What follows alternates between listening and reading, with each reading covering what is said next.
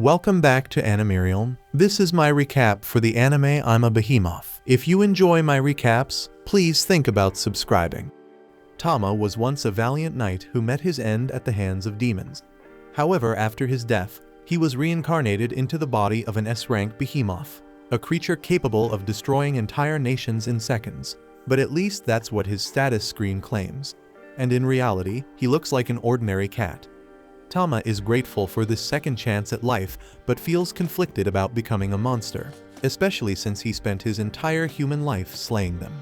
While contemplating his new existence, an E-rank slime slowly inches toward him. Tama can tell the slime is planning to eat him, so he quickly opens his status screen to pick a skill for self-defense. Unlocking the ability to fire rocks from his mouth, he uses it to kill the slime with ease. Relieved but hungry, Tama realizes he hasn't eaten since his reincarnation and decides to try the slime. And to his surprise, it tastes delicious. And even better, eating monsters grants him their skills, and from the slime, he gains the ability to store items. Encouraged by his newfound power, Tama decides to explore the dungeon further to see what other monsters or meals await him.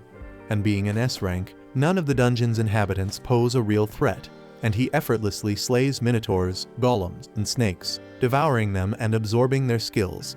So life as a cat monster isn't so bad after all, and Tama begins to enjoy his new existence. Meanwhile, at the dungeon's entrance, a well-endowed elf girl arrives, ready to begin her adventuring day.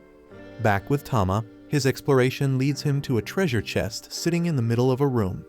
Thrilled, he rushes to open it, excited to see a treasure in real life for the first time. And inside he finds a massive gem, but before he can celebrate, he realizes the chest was a trap. And instead of being a mimic, the trap teleports him to a hidden boss room. So now Tama finds himself perched on the back of an earth dragon. And unlike the other monsters he's faced so far, this one is also S-ranked, meaning he won't be able to one-shot it like the rest. The earth dragon then mocks Tama for daring to intrude upon her lair, vowing to end his life. But Tama, literally only an hour old in this new life, refuses to die so easily. So he retaliates with his rock attack, but it's hilariously ineffective against an earth dragon, and the rocks bounce harmlessly off her tough scales, ricocheting into the ceiling and creating a small hole. The dragon counters by slashing at him, and Tama uses his iron body skill to defend himself. But while the skill keeps him alive, the slash still leaves him with severe injuries. The dragon, impressed by his survival, declares him tenacious but still no match for her, so she lunges forward to finish him off. But in a last-ditch effort, Tama activates a newly unlocked flight skill and slashes out her eye with his tail before escaping through the hole in the ceiling. Gravely wounded and losing blood rapidly, Tama desperately tries to make it out of the dungeon to find a safe place to recover. But he's mere steps away from the exit when he collapses from blood loss.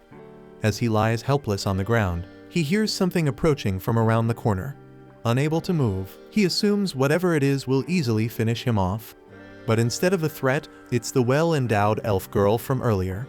Spotting Tama's near-lifeless body, she rushes over to help him. Tama wakes up hours later, finding himself lying in a soft bed with his wounds bandaged.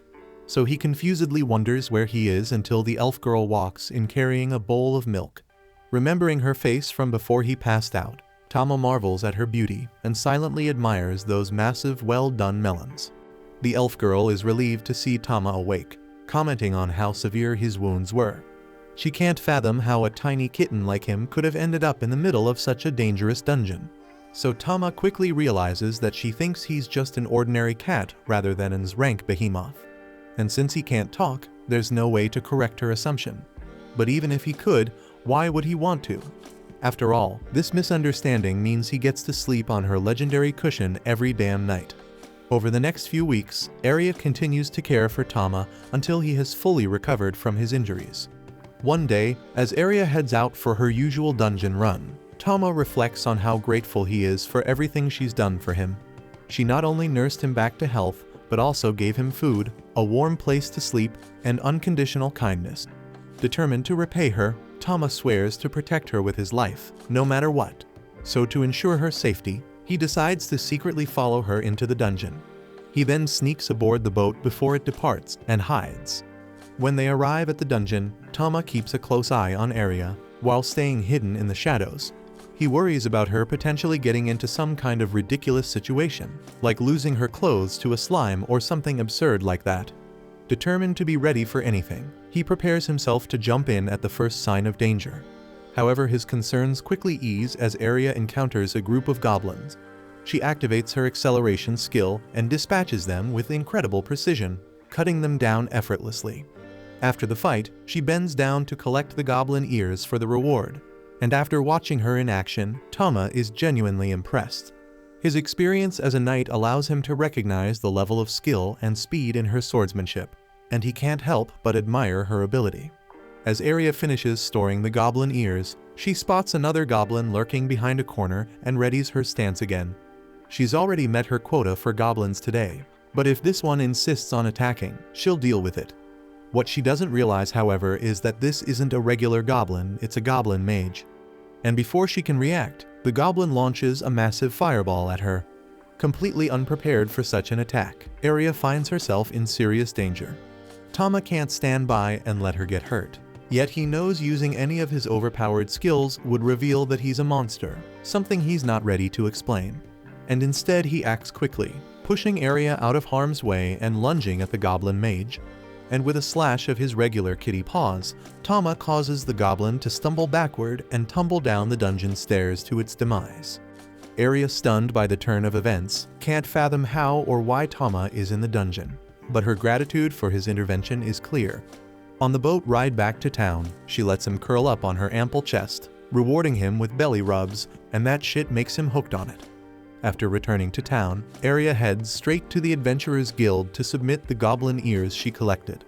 On her way to the reception desk, she's stopped by Lord Casman, a man she's met before and has been actively trying to avoid. Casman, as usual, tries to convince Aria to join his party, but she politely declines, already well aware of his reputation as a scumbag. But Casman refuses to take no for an answer. As if to prove his sleaziness, he reaches out, aiming for a double dirty cheek grab. But before Casman can make contact, Tama leaps into action, biting his hand and latching on tightly.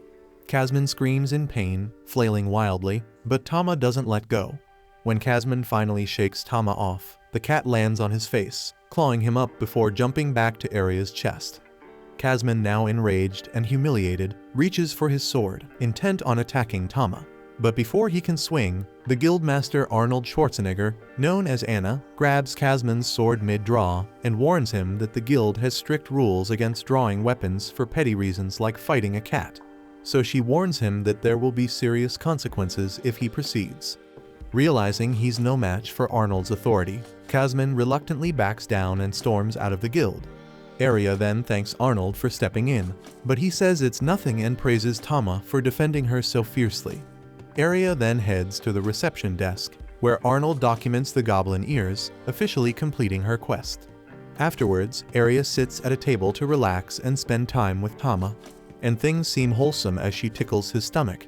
But the mood and the looks in her eyes take a turn when her fingers drift a little too low, grazing his more private areas.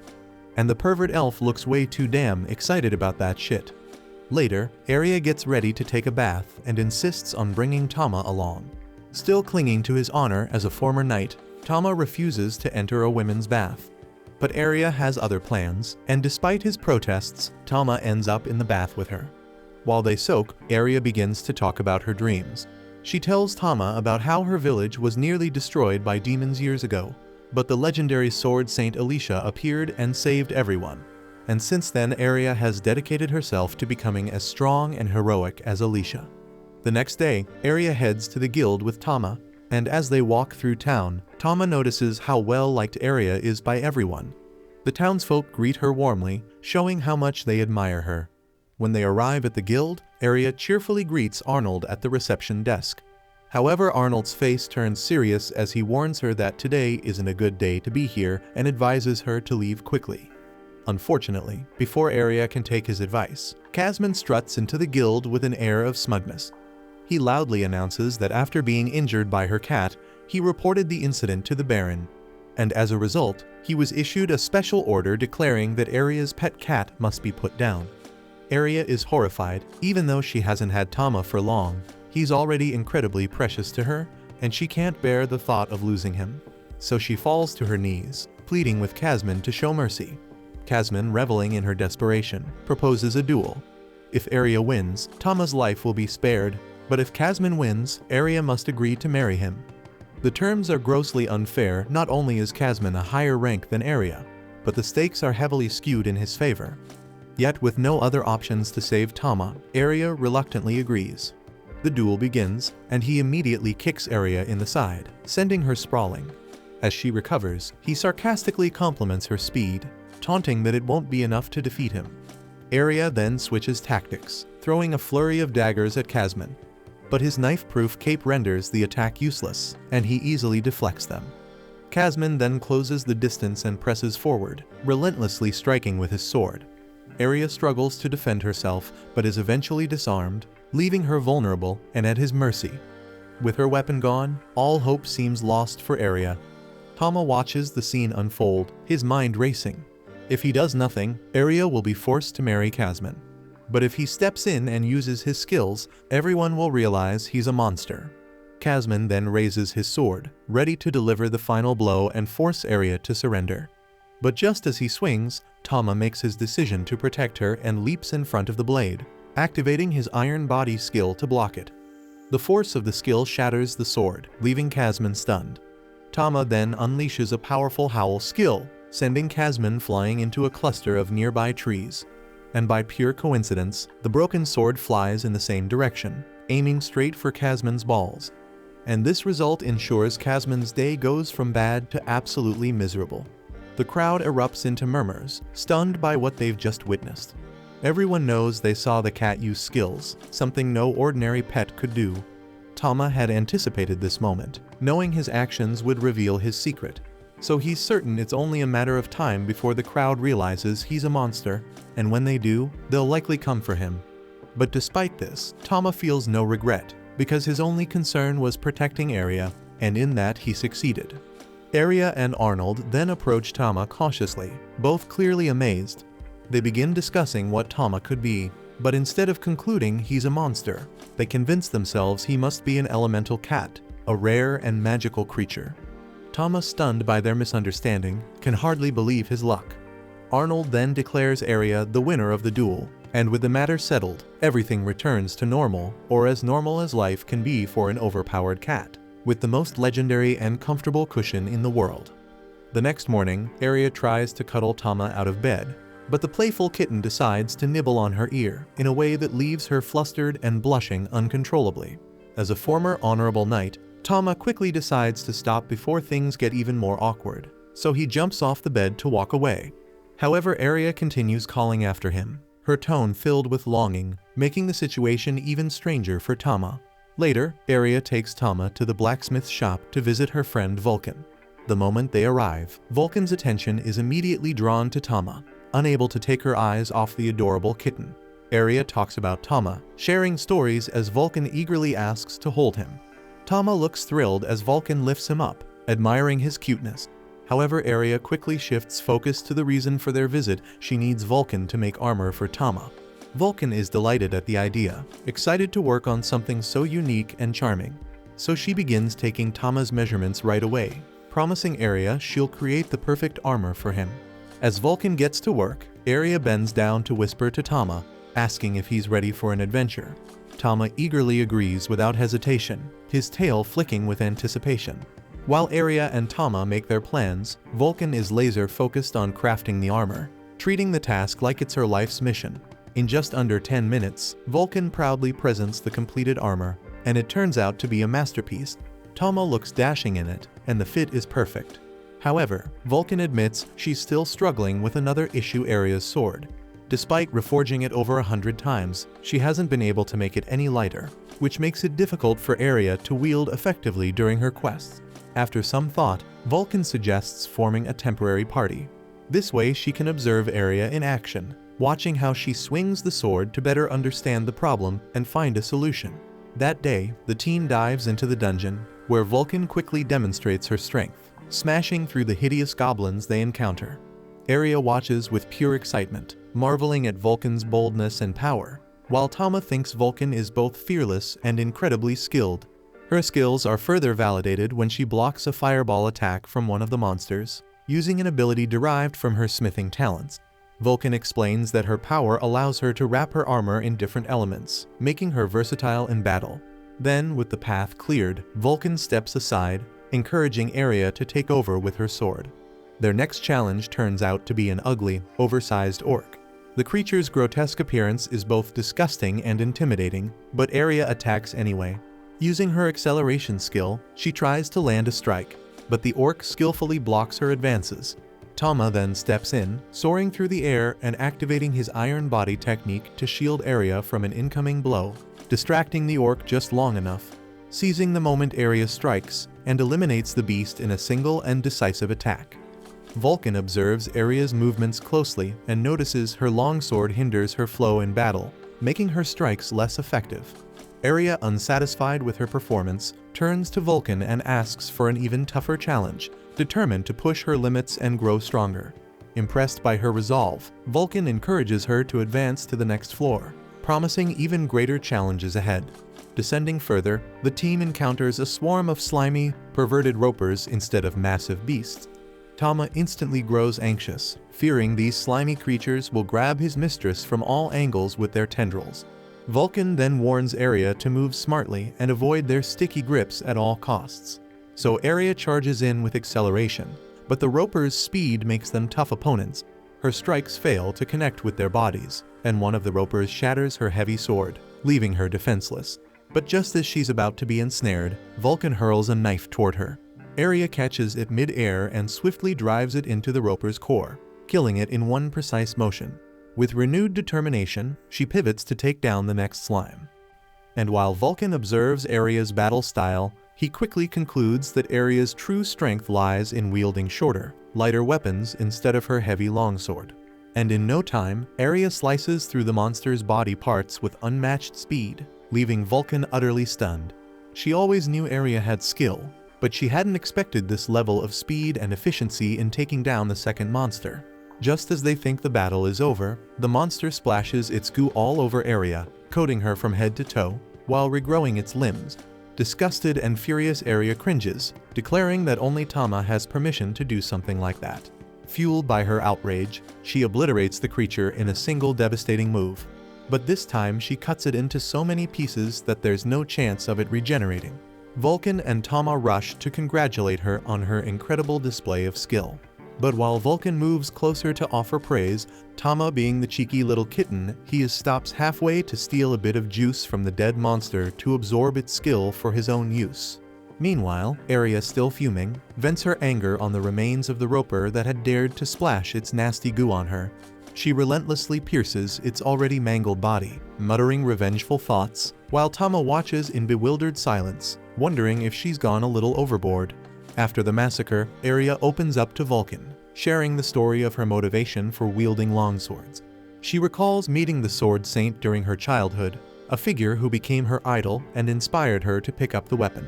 Despite the longsword being ill-suited to her natural fighting style, Aria dedicated years to mastering it in an effort to emulate her hero. However, with her recent realization that daggers complement her skills far better, she has decided to embrace this newfound strength. Tama listens attentively and offers his support, reassuring her that this change will only make her stronger. Seeing Aria's growth, Vulcan proposes heading to a deeper floor of the dungeon, confident in Aria's ability to handle the challenges with her daggers. Before moving forward, they take a break near a Philosopher's Stone, a rare artifact that repels monsters in its vicinity. As they rest, Aria gazes at the stone, triggering a wave of painful memories from her childhood, when her home was attacked by demons. Lost in thought, she barely notices Vulcan's concerned look. But when Vulcan gently asks if something is wrong, Aria brushes it off, quickly changing the subject and steering the conversation elsewhere. While the group takes a break, Amma splashes around in a pool of water, carefree and enjoying himself. Seeing him having so much fun, Aria decides to join in, removing her plot armor and giving Tama a clear view of what's beneath. Vulcan soon joins, and the three take a refreshing dip together. But as Tama swims, he tries hard to focus on anything but their exposed classified documents. During their downtime, Aria casually asks Vulcan about her usual dungeon party, unintentionally touching on a sensitive subject. Vulcan admits that her party disbanded after 2 of the members fell in love, and the female member became pregnant. So the couple decided to settle down, leaving their adventuring days behind. The conversation then takes a strange turn when Vulcan mentions that elemental cats like Tama can crossbreed, and she muses about what might happen if Tama grows larger and goes into a serious heat season. Aria surprisingly finds the idea exciting and enthusiastically encourages Tama to grow up faster so she can have his adorable meow meow babies. And that shit makes Tama silently thinks to himself, what kind of madness is this? Then, as their break ends, the group heads to the next dungeon floor, where they encounter a fierce minotaur. And unlike the goblins and ropers from earlier, this creature is a formidable opponent. Aria then approaches carefully, accelerating toward the beast and executing her whirlwind/technique. However, her attack barely scratches the minotaur's thick hide, leaving her shaken. Vulcan then steps in, offering encouragement and helping Aria regain her composure. Motivated by Vulcan's support, Aria refocuses, launching a series of faster and more aggressive strikes. The minotaur, overwhelmed by her speed, begins swinging its massive weapon wildly. One swing strikes the ceiling, causing debris to fall dangerously close to Vulcan. Tama, quick on his feet, uses his Etha howling skill to deflect the falling boulders, saving Vulcan just in time. Inspired by Tama's bravery, Aria sees an opening and delivers a powerful strike directly to the minotaur's chest, bringing the beast down for good. As Tama cheers for Aria's hard-earned victory, Vulcan stands in awe, marveling at the little cat's strength and courage. And her thoughts wander as she can't help but think that Tama is a really powerful alpha male. Back at the Adventurers Guild, Aria, Vulcan, and Tama hand over the loot they collected from their dungeon raid. They then approach Arnold, who examines the deep cut marks on the minotaur remains and asks who managed to inflict such damage. With a proud smile, Vulcan reveals that the cuts were the result of Aria's newly honed skills. Arnold, recalling how much weaker Aria was when she first arrived in town, commends her growth and hard work. Flattered by the praise, Aria thanks Arnold, feeling a sense of accomplishment. With their earnings in hand, the trio heads to a local restaurant to celebrate their successful adventure. At the restaurant, Vulcan wastes no time indulging in heavy refills, impressing Tama, who can't help but wonder if she's a seasoned drinker. Aria then takes the opportunity to express her gratitude to Vulcan for her support during the raid, admitting how much fun she had working together. Vulcan shares the same sentiments, showing off a rare medicinal herb she collected in the dungeon as a memento. Their lively conversation makes Tama nostalgic, reminding him of his previous life as an adventurer when he had comrades to share such moments with. Still, Tama acknowledges that his current life isn't bad. After all, being the pampered pet of a gorgeous elf is a dream few would turn down. As their bond strengthens, Vulcan proposes forming an official party. Aria, caught off guard, is flattered but too shy to answer. Sensing her hesitation, Tama gently bites her hand and places it on top of Vulcan's, effectively sealing the agreement on her behalf. The group erupts into cheers, celebrating their newfound partnership, and riding the high of camaraderie, they decide to order more drinks and make the evening one to remember. Later that night, Tama finds himself trapped between Aria and Vulcan's plot armor. The snug, awkward situation doesn't help him sleep, especially when he hears Aria murmuring in her sleep, mentioning something about hoping Tama doesn't get too rough. Suspicious and mildly flustered, he manages to maintain his composure. Needing a distraction, Tama checks his stats and is surprised to find he's eligible for evolution. However, evolving could transform him into a massive behemoth, potentially ending his current life with Aria and Vulcan. Choosing loyalty over power, Tama decides to remain their cherished and dependable pet. The next morning, while walking through town, Aria and Tama encounter 2 thugs harassing a young girl, accusing her of being a pickpocket. Aria steps in immediately, and when the thugs notice her elemental cat, they scatter to avoid conflict. Aria then comforts the girl, learning she's an orphan, and takes her to a local church where nuns care for other children. Listening to Aria's heartfelt conversation with the nuns, Tama is filled with admiration for his master's kindness and vows to support her even more than before.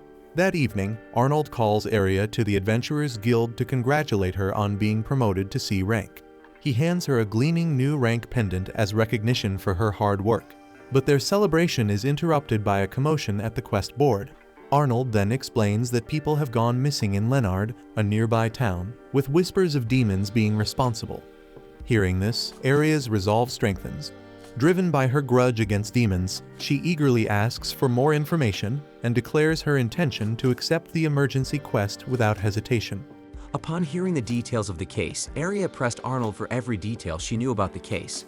Vulcan grew uneasy at the elf's eagerness to take the lead, doubting it was within her capability. Yet Aria, unwavering, was determined to act before more people fell victim. Impressed by her determination, Vulcan offered his help, and Arnold observed that under the circumstances, a mercenary company might soon recruit the two. At that moment, a young man in a tunic stepped into the guild.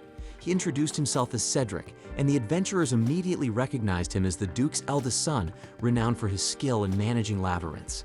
Cedric greeted Vulcan warmly and assured her and Aria they'd soon fight side by side.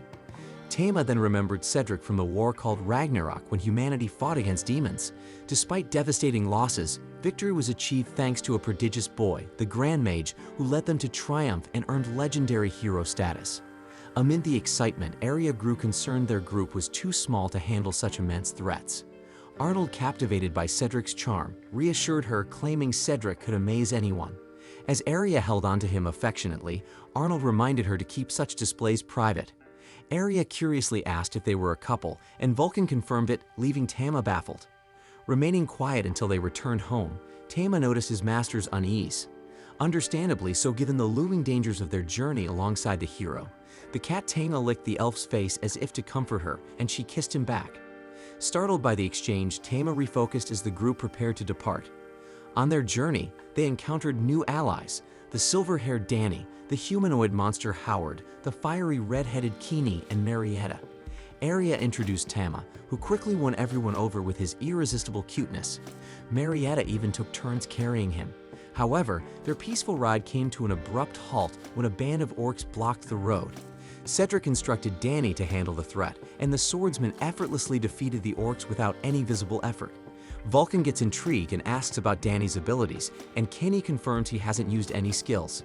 Aria began to grasp the incredible strength of the Ragnarok heroes, while Tama marveled at Danny's sheer raw power, eagerly anticipating the chance to fight alongside him.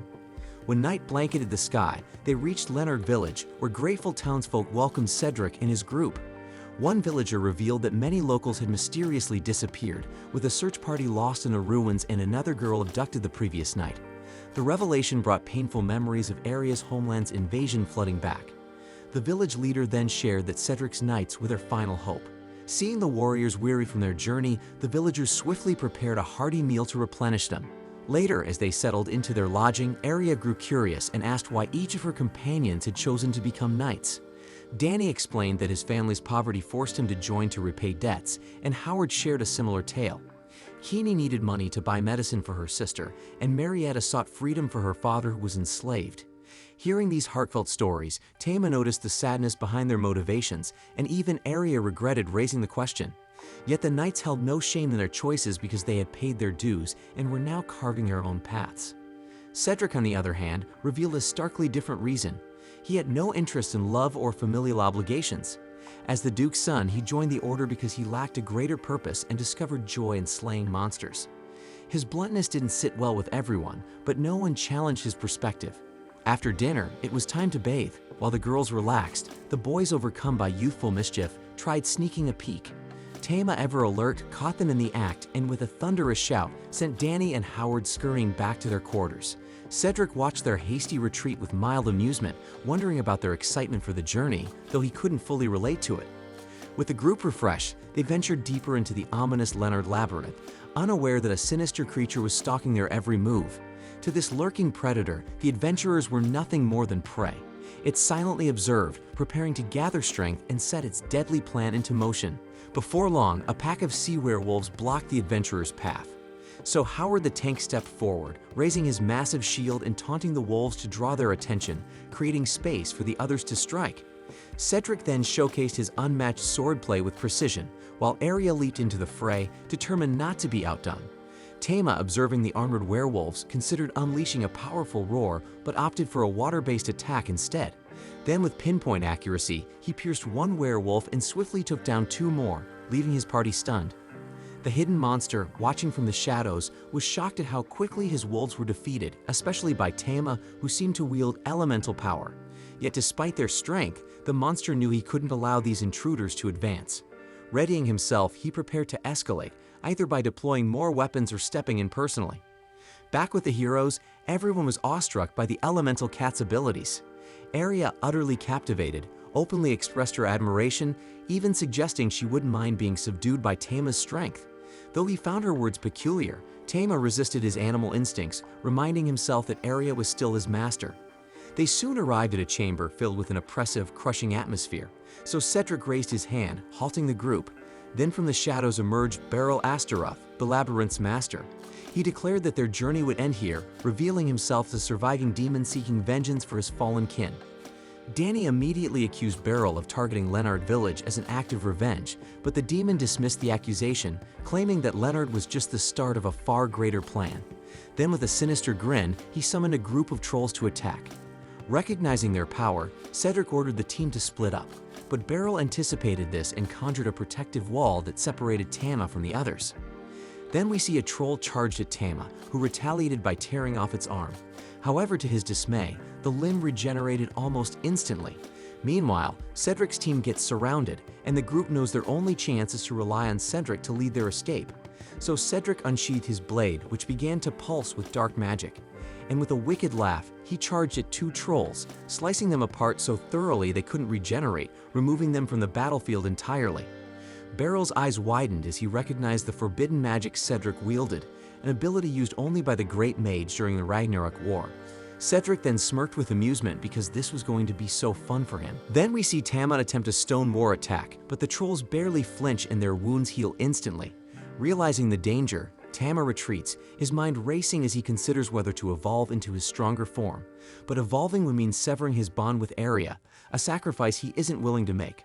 Resolute in his decision to remain her loyal companion, Tama unleashes Flame Roar instead, scorching the trolls so their wounds cannot heal. His bold tactic works and the trolls collapse. Furious at the relentless assault, Beryl readies himself for the next threat. Vulcan charges in, swinging his massive hammer, but Beryl deftly dodges and parries Aria's follow-up knife strike with his dagger. Beryl smirks and mocks the hammer's sluggish swings, only to be caught off guard when Vulcan kicks up a cloud of dust, blinding him. Seizing the opportunity, Aria darts forward and drives her blade into Beryl's chest. At first he dismisses the wound as trivial, but then light radiates from the elf's enchanted dagger, amplifying the damage and forcing him to his knees. Snarling in pain, Beryl strikes back with his dagger, delivering a vicious wound to Aria, far more than a simple cut. The group rushes to her side, panic setting in as Tama fears the weapon might be poisoned. Then we see that Beryl is still alive and smirks darkly while declaring that humanity will crumble when true power returns.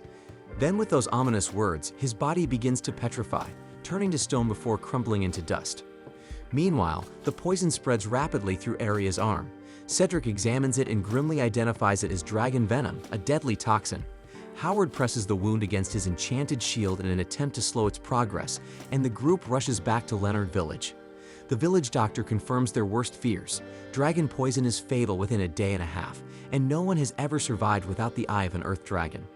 Desperate to save Aria, the team debates hunting the beast, but Cedric vehemently objects, arguing there isn't enough time.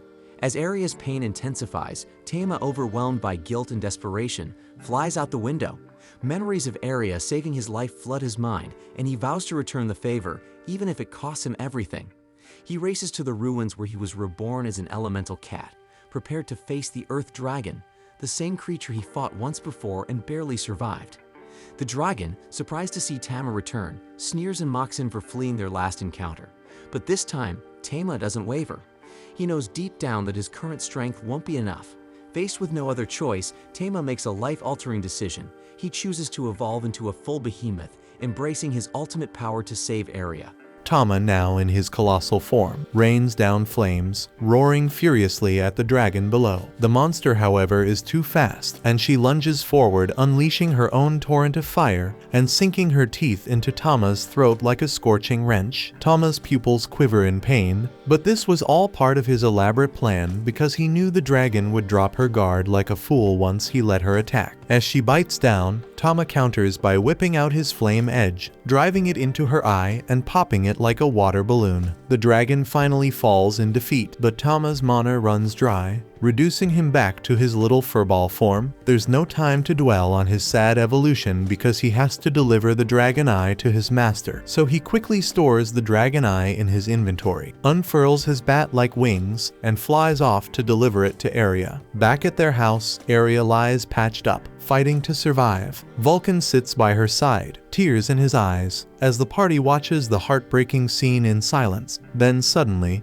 a loud thud outside startles everyone. Cedric and Danny rush out to find the Earth Dragon's corpse, and the tiny exhausted Tama lying on the dragon bloody. Cedric shouts that there's no time for details, ordering everyone to grab the dragon eye and heal Aria immediately. As they hurry, Tama quietly prays for Aria, unaware that she is trapped in a deep nightmare. In her dream, Aria sees her village in flames, ravaged by destruction. At the age of 13, her home was attacked by demons, hunting for the Philosopher's Stone and mercilessly killing anyone in their path. Then we see young Aria in her terror tried to run but stumbled upon the demons and was so frightened that she shit herself. Just when she thought all hope was lost, an elemental cat, much like Tama, appeared and saved her life. Aria then jolts awake, the memory of the past fresh in her mind, so she now understands why she has always loved cats. Her eyes then land on Tama, curled up beside her, and she feels a wave of gratitude. The next morning, everyone is overjoyed to see Aria looking better. Arnold, overcome with emotion, starts crying uncontrollably. While she's out of immediate danger, the toxin still lingers in her system, so Aria must spend the next few days recovering fully. Later that night, Tama ventures out into the forest in search of monsters to test his skills. Ever since his battle with the Earth Dragon, he's been grappling with how his evolutionary forms work. He's noticed that his colossal form has disappeared, but in its place, he has gained new abilities from the dragon. Spotting a massive buffalo monster, Tama decides to practice his newly acquired Dragon Claw and Dragon Fang. Then, with swift and brutal efficiency, the monster is dispatched in seconds, leaving Tama surprised by how much stronger he has become. Suddenly, the sound of light footsteps catches Tama's attention. Out of the darkness steps a maiden, her tattered clothes and sleek features contrasting with her unsettling aura. What's strange is that she addresses Tama directly, calling him the Strong One as though she knows him. But what's creepier is how she sniffs one of Tama's armor pieces, as if she's been hunting him down. The woman then demands to know why Tama is in his furball form, then breaks into a frenzied chase, shouting about his strong body and attempting to grab him. Tama terrifiedly screeches and sprints toward a tiny hole, narrowly avoiding her grasping hands. The woman's unhinged behavior completely freaks him out, but he manages to escape. He then returns to Aria, who is peacefully asleep, and curls into her arms for comfort, still shaken by the encounter. And as he drifts off, Tama can't shake the feeling that the crazy woman seems familiar. The next day, Aria dresses Tama in a cute linen outfit with frills, making him look utterly adorable. The two then head out for a picnic, and Aria sets up a spread of treats, handing Tama some berries to munch on. As they relax, Aria brings up the Earth Dragon, recalling how they had found Tama battered and bruised near its corpse. Aria then shares more about her past, asking Tama if he remembers her earlier stories. She recounts the demon attack on her village of Lumineers, when an elemental cat had saved her life, and then the village was ultimately rescued by the Sword Saint, who defeated the demons single-handedly. That day, Aria had vowed to become a strong warrior, leaving her mother and family behind with a promise to return stronger. However, Aria's voice trembles as she admits she feels like she's always being saved, whether by Vulcan, Cedric's party, or Tama himself. Tears then form in her eyes as she confesses that, despite her vow to protect her comrades and her people, it feels like she's the one constantly needing protection. Tama then quickly jumps to his feet, comforting Aria as she wipes her tears. She understands what he's trying to tell her, that she shouldn't feel down because after all, she defeated Beryl herself and deserves some credit. Later, Aria and Tama visit Vulcan, who reveals that the armor Aria ordered is ready. Aria had earned a fortune as a reward for defeating Beryl and sold the loot from the trolls Tama defeated to get some extra cash. She had invested it all in buying high-quality armor. Although it was expensive, Vulcan insists that her safety is priceless. The new armor is both cute and practical, and Aria can't contain her excitement. She hops around, thrilled with how light and comfortable it feels. Vulcan then explains every detail of the craftsmanship, but Tama only watches quietly, admiring how cool his master looks in her battle outfit. The three of them then decide to take a trip and test the armor in action. As they enter a tunnel, the atmosphere is tense because it's been some time since Aria has ventured into such a place. Tama then jumps off her shoulder and uses his Lion King's blessing to grant her and Vulcan resistance to fire and ice, a gesture that makes Aria gush over how adorable he is. Soon, the group encounters an ogre, and Aria doesn't hesitate. She charges forward with blinding speed, surprising even Vulcan because she even didn't use her skill, and with one precise blow, she beheads the creature, leaving it no chance to counterattack. Aria celebrates her success, praising the armor and her sharp new knives, but their moment of joy is short-lived. Tama suddenly freezes, sensing an unsettling presence nearby. Out of the darkness steps the creepy woman, muttering about destiny and her quest to find Tama. Aria confusedly asks if she's a lost adventurer from ruin, but the woman denies knowing such a place. She declares herself born of darkness, reaching out desperately for Tama. Vulcan speculates that she might have amnesia, but her ranting grows more bizarre. She begins spouting secrets that are better left unsaid, then shocks everyone by demanding that Tama impregnate her. Aria remains calm and waves her off, firmly stating that Tama is just a little kitten, as Tama gets horrified and hides in Aria's arms for safety. Seeing that, the woman gets enraged further and accuses Aria of taming Tama and stealing him away. But despite the bizarre interaction, Aria remains compassionate and invites the woman to join their group, believing it's safer than leaving her alone where she might end up as a slave or worse. Aria reassures Tama that he will be protected, and the woman reluctantly agrees, seeing this as her best chance to stay close to Tama. On their way back, they decide to give the wild woman a name. The girl doesn't care much, but Aria points to a star and suggests calling her Stella, saying it means beautiful in her homeland. Seeing even Tama likes the name, the woman agrees to be named Stella. Once home, they begin the hard task of washing Stella. She asks impatiently how long it will take, but Aria is determined to scrub her clean. When it's done, Stella feels amazing and hops up, marveling at the piece of stone used to clean her. Vulcan corrects her, explaining it's soap. Getting carried away, she cannonballs into the pool and splashes around like an excited child. Aria then calls Tama over to wash his little feet, and Stella, seeing this, gets jealous. She yells that it's not fair and demands to wash Tama herself, but Aria calmly turns her down, saying only she as his owner has that privilege. Later that night, Tama wakes up to Stella telepathically calling him. He sees her creepily staring at him. To his shock, they're communicating through their minds. Stella reminds him of how he slaughtered her, confusing Tama until she mentions the labyrinth. That's when he realizes she is the reincarnated Earth Dragon. Stella then explains she was born in darkness with S-rank abilities, invincible to other creatures until Tama defeated her by popping her eye to death. She was then reborn and reincarnated, much like Tama, but this time as a tattered and fragile maiden. As she lay dying in her past life, she swore a vow to find Tama in her next life, and she wasted no time fulfilling that promise. Tama stands hunched and nervous, listening to her story, and asks if she's back for revenge, but she reveals her intentions are far worse. She then calmly declares that she has completely submitted to him and has no interest in battle, and instead she confesses that all she wants is his cat juice to multiply,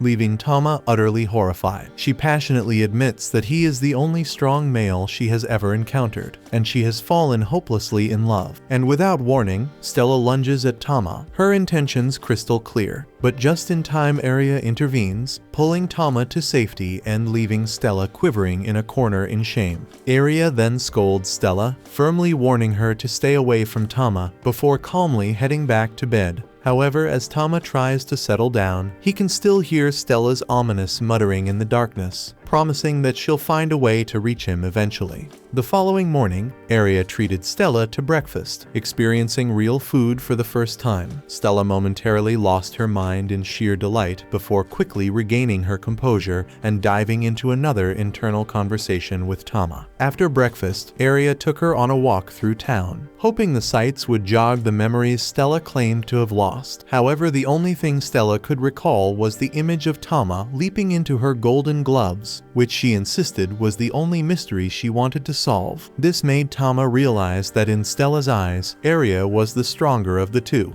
Aria then proposed that Stella become an adventurer as a way to find purpose. To help her prepare, she brought Stella to Vulcan's shop to address her ahem plot cannons. Both Aria and Vulcan were slightly skeptical of Stella's choice to dress in an outfit that resembled something out of an OnlyFans catalog, but Stella adored how the snug fit kept her melons cozy and secure. Aria then turned her attention to finding a suitable weapon for Stella. Stella, however, dismissed the concern by showing off her half-dragon abilities, which revealed she still retained a significant amount of her strength from her past life. The group tested a variety of weapons until Stella settled on a massive shield designed for giants. Tama then curiously asked why she hadn't chosen a sword, so Stella explained that losing to him had taught her the importance of defense. Satisfied, she paired the shield with a sword for balance, and the group headed into the dungeon to test her new equipment, with Aria assigning Tama to watch over her during the fight. But before Vulcan could devise a proper strategy, Stella charged ahead and stumbled upon 3 goblins casually enjoying a meal. The startled goblins then lashed out immediately, so Aria and Vulcan yelled for Stella to fall back and regroup with Tama, but Stella ignored them. She threw down her shield and sword, unleashing her dragon claws to shred 2 of the goblins in a heartbeat. The 3rd goblin launched a desperate counterattack from behind, but Stella grabbed her sword mid-swing and banished the creature to hell with a single strike. Aria and Vulcan stood frozen in disbelief, utterly paralyzed by what they had just witnessed. Meanwhile, Tama observed that Stella had been reborn with the same abilities she possessed in her previous existence. With no goblins left to challenge her, Stella grew increasingly annoyed and declared her hunger for stronger foes. The group then decided to venture deeper into the dungeon, eventually encountering 2 orcs. Stella wasted no time, slamming the first orc against the wall with a thunderous force. The second orc hesitated, clearly regretting its decision to attack, but it was too late because Stella made quick work of it, leaving the corridor drenched in the entrails of her foes. Emboldened, the group decided to press even deeper into the dungeon, and eventually, they arrived at a section infested with bacteria blobs. But before Aria could warn her, Stella charged headfirst into battle. However, her confidence quickly wavered when the blob's tentacles wrapped around her, sending a shiver down her spine. Tama, quick to demonstrate the consequences of underestimating these enemies, pointed out what could happen to her milkers if she got caught. This provoked Stella into launching a reckless attack, but the blobs countered by seizing her sword and drenching her in sticky love juices. The unexpected assault caused Stella to lose control, and Aria and Vulcan rushed in to save her. Tama, however, sensed that Stella's erratic behavior was tied to her dragon instincts. Using a tentacle skill of his own, Tama restrained the girls and the blobs, then unleashed a powerful water blast that wiped the blobs out, ending the reign of terror brought on by the cultured creatures. After regaining her composure, Stella felt humiliated by her moment of weakness. Tama offered her gentle reassurance, promising to shield her from harm in the future. This heartfelt vow caused Stella's dragon instincts to flare up again, as her body responded with an overabundance of dragon slime. Resolving to learn from her mistakes, Stella agreed to accept Vulcan's guidance, vowing to grow stronger and become a true asset to the team. This conversation triggered memories of the adventurers she had defeated in her past life, and she recalled how formidable they had been when working together. The thought of achieving that same level of strength now filled her with excitement and determination. Just then, Aria fell victim to her own intrusive thoughts. Turning to Tama, she fervently begged him to use his tentacle skill on her plot cannons. Tama was completely stunned, unable to comprehend the sheer absurdity of the request. But before he could even process what was happening, Aria began shedding her armor with reckless abandon. But fortunately, Vulcan intervened just in time, managing to subdue Aria before the situation spiraled even further out of control. Moments later, they resumed their trek into the dungeon, hunting for their next unlucky prey. After some deliberation, the group paused to strategize about Stella's role in their coordinated maneuvers.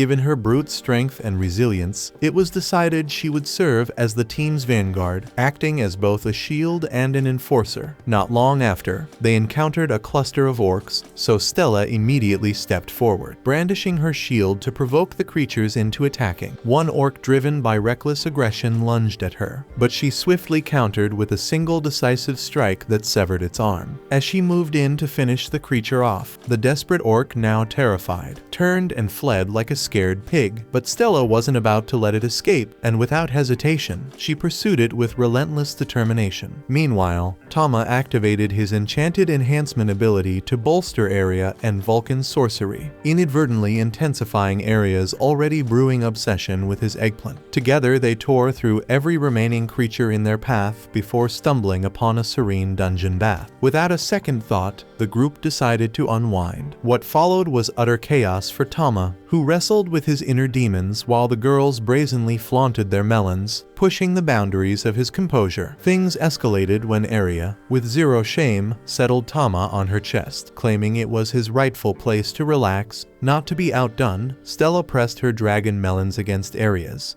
igniting a fierce competition over who truly deserved Tama's attention. Stella, now fully convinced that Area was inferior, declared that she could cherish Tama far better than her. Area, of course, refused to back down, and their heated dispute reached a boiling point. Vulcan, caught in the middle of the chaos, attempted to mediate. She suggested that Stella take on the role of Tama's junior wife, a compromise that only fanned the flames of their argument. As tensions rose, the sheer force of their clashing melons launched Tama straight into the ceiling, leaving him questioning every life choice that had led him to this moment. Later, the group returned to the guild to introduce Stella to Arnold, but before officially registering her as an adventurer, Arnold introduced them to a man named Reis, who had a unique request. He explained that he was preparing for an extended journey and needed a formidable team to safeguard a valuable possession. When Area inquired about the nature of the item, Reis insisted it wasn't something to discuss in public. He then led them to a secure storage facility, revealing that the mysterious item he needed protection for was none other than Stella's dragon carcass, which left her in shock. Reis reveals that these remains once belonged to a powerful being that stood defiantly against its foe.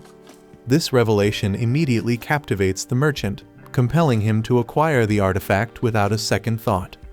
Meanwhile, Stella remains frozen, her eyes locked onto the skeleton. Sensing her distress, Tama reaches out to her through telepathy. Stella admits that an eerie sensation washed over her the instant she laid eyes on it. A buried memory of her own demise resurfaced, bringing with it an unbearable sorrow. In reality, this grief stems from the profound bond she shares with the mighty Tama. At that very moment, Arnold makes his entrance, and just before Area departs, he hands her the Alpha promotion tag for rank B. Soon after, the group sets off on their escort mission, with Arnold and Vulcan bidding farewell to the travelers. As they continue their journey, the adventurers encounter several threats, yet nothing manages to slow the carriage's steady progress. Thanks to the flawless performance of Area, Stella, and Tama, when the day draws to a close, the group establishes camp, and Reis presents Area with a bouquet of lilies of the valley. Intrigued, Stella asks if these flowers are special, and Reis explains that his fiancée Eliza cherished them, and he used to gather them for her. Hearing that the man has a fiancée, Tama suddenly understands why he shows little interest in her master. Area then inquires about his intentions for the Earth Dragon skeleton, and he admits it's a fine question. A weapons merchant had already begun stockpiling rare materials, convinced that a great war was looming. This remark triggers Tama's memory of when the demon they battled mentioned the resurrection of a powerful creature. Finally, Reis remarks that they should reach Gladstone by tomorrow, suggesting that a rest is in order. With that, the group settles down to sleep. Yet, in the early hours of the morning, an unusual phenomenon begins to spread across the area. Tama rushes out of his tent, striving to understand what is unfolding, as everything around them seems affected, except it appears, for their own camp. Area then wakes up in the midst of all this chaos, while Reis calmly reassures everyone that the cargo is safe, explaining that what they are witnessing is simply the formation of a new labyrinth. Though few are aware, It is entirely possible for a dungeon to spontaneously pop up out of nowhere. The group then pushes forward, making their way through the thick fog that rolled in during the dungeon's creation, and Rias assumes they've navigated it safely. Aria breathes a sigh of relief, though she admits she'd love to come back and explore further, while Tama ponders how newly formed labyrinths always offer rare materials freshly available for the taking. After distancing themselves from the fog, Rias turns to the adventurers and asks if they are interested in entering the labyrinth, noting that opportunities to explore a newly minted dungeon like this are as rare as hen's teeth. Naturally, it'd be even sweeter if they agreed to sell any valuable loot they found to him. The group's excitement builds over the challenge, but the merchant warns them to stay on their toes. After all, this place didn't exist just hours ago, so no one can say for sure what horrors lurk within, so every precaution is a must. Bearing that in mind, as they near the fog, Tama activates the Divine Lion's protection to shield his team. With that enhancement, Stella feels absolutely free to charge headlong into any danger, immediately sprinting forward despite Aria's frantic calls to slow down. Unsure of how to rein in the wild elf, Aria recalls that Vulcan had scribbled a precautionary note in case she ever lost control, and the note read that if Stella fights alongside the team, she will allow her to hug Tama once. Hearing these words, Stella instantly reconsiders her reckless dash, turning back to rejoin her allies and settle down, all for a chance to snag a hug from his favorite cat. But amidst all this commotion,